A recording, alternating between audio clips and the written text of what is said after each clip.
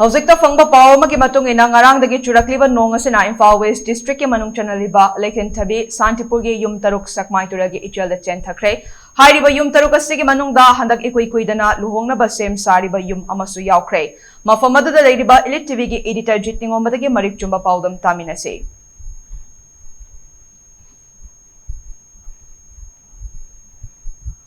Hello Jit ꯇꯥꯕꯤꯕ꯭ꯔꯥ? Hello?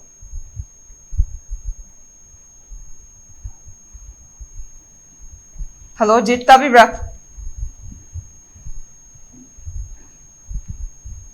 Okay, network problem na binara kitang nuwaita ko. Hello, Jit?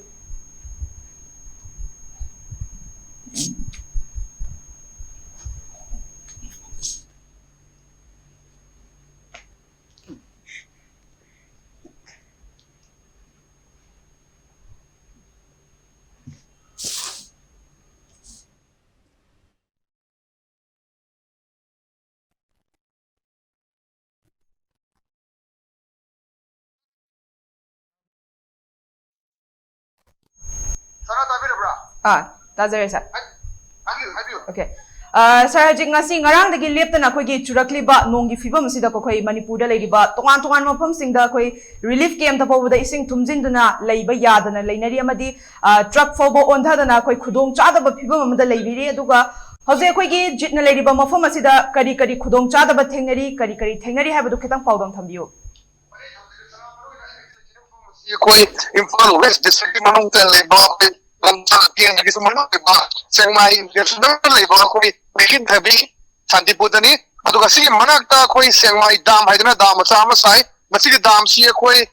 chenjarak ba chel sing si dam su khara tik paduna thungalaga mokhatlaga leba maduna madudi patpurak ba ising duna mari Santipur gi choranga yum cham ga khare na taba mafam amani haiba kungang si adu haiba sigi haji pawda yum 6 turel gi chen sina koi chen dagre aduga masi manungda koi lani bada tang kun ma thoida lohongada imung amasu yawi aduna turel gi chen si hoji lepale tene chare aduna masina maram morakanda manang bada hoji su yum ama magi takum chen dagre aduna meya mafam masile leriba singa sina koi leriba imung gi pote sing hondong na ba honaba sasal loiriba ok singba loiba meya ama badu hondong na ba honaba aduga leptana chen dharak ba koi ichel si ang kan gi bana maram morakanda koi ure akhoi yum se tarung ne du tare sujil goi mong ya na su lei duna leptana si mong si leptana bu su agati santi bu yam bu yum ta kon de ko isel se ne ha basi adu akhoi na ya gi mong da koi pradra se ya di ko da su ne dun ngai sadi bare masi rod ko si hai bada si matik sana ba entry ba si de da koi una singa ya si kana akara le ba da han to naga le na ha ba badu gi manak lakpa Torban da leba yum singaduni adu hauzik si akan mamongda aduga lamsang kendra gi MLA so koi mafam masida ngaki mamangda la kanda yenching birami aduna mana tuan ba mafam kya su phongdo mi adu hauzik si yamna kanna aduku IFCD department gi aduga mai lenaba department gi myo singdi hauzik mafam masida lakpo udri aduga mafam masigi myo singadi hauzik khengtana sumuk toragadi yum myam si sendagi to mana morakanda ki pot honbagi thaboksi kana zathari sana aduga hojik hakthengna khudong chadaba thengnariba mayam sigi si akhoi hojik ngahaki oina mafam kadai da leigani haibagi moi sinfam langfam di leibam di sinbir karba kamai to bir sara madu nam yam na hamya bu ham si hal pa da emel masu sapta pa bu leiti ma to ngi do da me do da relief ki ma sem de ge ha pa maratna high school da information disina to relief ki ma hangi ha mafam lai na haiba mayam mafum se leiba miyo singa si mafum atu leibra chandra chaloidra habigi du chana thanga bagi hogisi ontok ko phibam madani leiba si sum nanaba yo ahogi firwal mayam masu atu ga sasan mayam su hodong na ko hona ba atu lep na koi turel ki chen ja kan mongga chen chen ko na bar mo ra da koi yam na sati ba mi pai su am da leiri sana ado akhoi hajik makhata na akhoi atopa tongan mafam singda so akhoi khudong chadaba mayam ama thengnari haba pauta bi ado akhoi jitse atopa mafam da chapagi khudong chaba leibibra na jaga mafam adu adumak leiki gadra haibagi khatang thambiyo masigi mata marwana akhoi atopa mafam singdi yam na serious bagi pol bi ko sigi mafam si yam na ko town singda di akhoi dai basi ki jum yam sin loya sin ki bat mo ni na si maki bi akhoi ma da akhoi hin तो से बस कोई मसला है हमने visual one anchor का लेकिन इसको समझना याकी ममांगा अपना ꯑꯩꯈꯣꯏ ꯇꯣꯉꯥꯟ ꯈꯨꯟꯖꯥꯁꯤꯡꯒ ꯎꯅꯕ ꯑꯗꯨꯒ ꯑꯩꯈꯣꯏꯒꯤ MLA ꯅ ꯐꯣꯡꯗꯣꯛꯄ ꯃꯐꯝꯁꯨ ꯑꯩꯈꯣꯏꯅ ꯐꯨꯇꯦꯖꯁꯨ ꯊꯥꯖꯈ꯭ꯔꯕꯅꯤ ꯃꯗꯨ ꯃꯌꯥꯝꯗ ꯑꯃꯨꯛꯇꯪ ꯑꯩꯈꯣꯏ ꯂꯥꯏꯚ ꯁꯥꯎꯟꯗ ꯂꯣꯏꯅꯅ ꯃꯌꯥꯝꯗ ꯌꯦꯡꯍꯟꯕꯤꯌꯨ ꯑꯗꯨꯒ ꯍꯧꯖꯤꯛꯁꯤ ꯃꯩꯁꯤ ꯃꯐꯝ ꯑꯁꯤꯗ ꯂꯣꯏꯅꯃꯛ ꯃꯨꯊꯠꯈ꯭ꯔꯦ ꯃꯔꯝꯗꯤ ꯀꯩꯅꯣ ꯍꯥꯏꯔꯀꯥꯟꯗ ꯈꯨꯗꯣꯡꯊꯤꯕ ꯅꯪꯒꯗꯕ ꯑꯗꯨꯅ ꯇꯨꯔꯦꯜꯒꯤ ꯇꯣꯔꯕꯥꯟꯁꯤꯗ ꯑꯩꯈꯣꯏ ꯅꯤꯡꯈꯥꯏꯔꯛꯄ ꯂꯦꯞꯇꯦ ꯇꯨꯔꯦꯜꯒꯤ ꯇꯣꯔꯕꯥꯟ ꯅꯛꯅ ꯁꯥꯕ ꯌꯨꯝ ꯑꯌꯥꯝꯕꯅꯤ ꯍꯧꯖꯤꯛ ꯁꯥꯟꯇꯤꯄꯨꯔꯒꯤ ꯂꯩꯔꯤꯁꯦ ꯗꯥꯝ ꯃꯅꯥꯛꯅ ꯁꯥꯕꯅꯤ ꯑꯗꯨꯅ ꯍꯧꯖꯤꯛ ꯐꯥꯎꯕꯗ ꯌꯨꯝ 6 ꯆꯦꯟꯊꯈ꯭ꯔꯦ ꯑꯗꯨꯒ 7 ꯁꯨꯕ ꯌꯨꯝ ꯑꯃꯁꯨ ꯍꯧꯖꯤꯛ ꯇꯞꯅ ꯇꯞꯅ ꯆꯦꯟꯊꯔꯛꯄ ꯌꯥꯕ ꯃꯥꯒꯤ ꯑꯩꯈꯣꯏ ꯆꯥꯛꯁꯪꯒꯤ ꯁꯔꯨꯛꯁꯤ ꯑꯩꯈꯣꯏ ꯆꯦꯟꯊꯈ꯭ꯔꯦ ꯑꯗꯨꯅ ꯑꯩꯈꯣꯏ ꯐꯨꯇꯦꯖꯁꯨ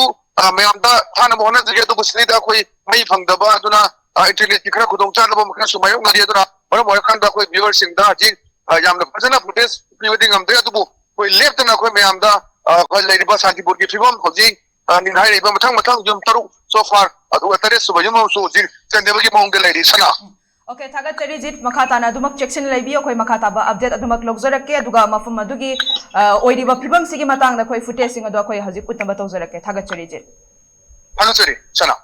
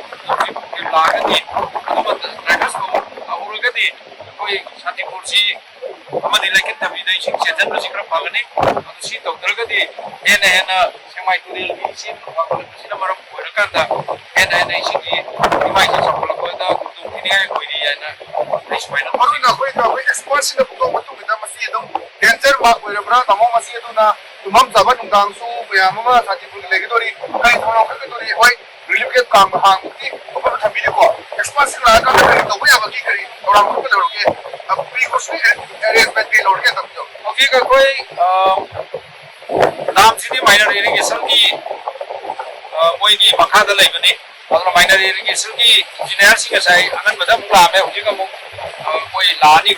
lami da lai re na hare ko IMCD ki mi su tore aduna कोई डेंजर मार्क है ये कोई डेंजर मार्क जो है ना खाली या तो कोई बामेल की माइक है देखिए कोई ना कोई एक्सपर्ट सिंह दी कोई फिर लाखा तो कोई चमचा बाबा कोई ना हायर का तो कोई है ना कंपनी है ना खाली अदुना क्योंकि कोई ना कोई बड़े माइक की वापस वो कोई लेरिबा आना सोचना लेरिबा सिंह से जो सोचना बगी दमक कोई के मिसल लम लौरगा इसिंगी नाकल लोमद तुरे लोमद थाइदना बगी मदुगी कन्ना कोई लालमा तौरी अदुना सेमाई ओसीदा कोई लाखदोरिबा प्रोजेक्ट कमा तुमी फावरगा लाखदबनी कोई कोनतगी तुरेद लेबनी अदुना मदु सेमाई ओसीदा हाय रे अदु लागा मदुना थाइदोगनी करमने ओके मजा सिंदा फाइदा बा कयो बा कोई कामनो लोकते अदु Jackson ne, Yumjong ne, koi boy Jackson ne, Yumjong ne, ada yu sanggap pernah. Asal ama ni jadi ngai gum tahu. Belum nak jasu. Aku beri sini ngai nomor sore. Kalau tak jauh ke bukan. Si punya maksud kaya tuan dia have tu asal lagi betam se. Masih punya maksud asal tuan mengat ni sana. Malam di dam se dah, hapu mayam jerat paisa lagi lagi reba. Hapu mayam jerat paisa lagi ni sini. Asal sian mengat terus ni som tu tainer kau ni reba. Ada ni kalau aku MLA sulah ia juga pay dah mayam tu berjalan. Dia nak buat asal dam se thubai biru ya re. Masih yang lagi ni ko. Si posi dah ada thok ni. Si posi mana cakun hai ke sih mati. 오케이. 아도 Biết là bao nhiêu mua, sao hôm đó chúng ta còn mặc vậy ta? Rồi. À cái dùng cái gì xem tin rồi, à tôi dùng nói này nhau là bớt rồi, nhau cũng được cũng đang học rồi. Cái đi nô, sao bây giờ thì sao bây giờ chúng ta rồi si cái đi nô bây giờ thằng có sao cặp về vậy. 아도 오늘은 MLA 출라 이게 그 하이닝 belay machine 포치 마땅 그다. Si mà ta đi coi si làm gì quay giờ rồi cái nào nó quay làm mình lấy cái tôi dùng mình sao đi rồi. À tôi nói là đi, coi cả máy này nó sẽ dùng sao đi kì. Sige làm gì lòng đi rồi, quay giờ rồi. À tôi cái dùng mình nấu nấu đi bộ làm nấu cái sao đi rồi. 아도 술 마시 마망도 그 토키 브라 아, 진짜 토끼. 남 꾸이라 해게 하서 셀레 비레이제. Kaya isa sahi, tara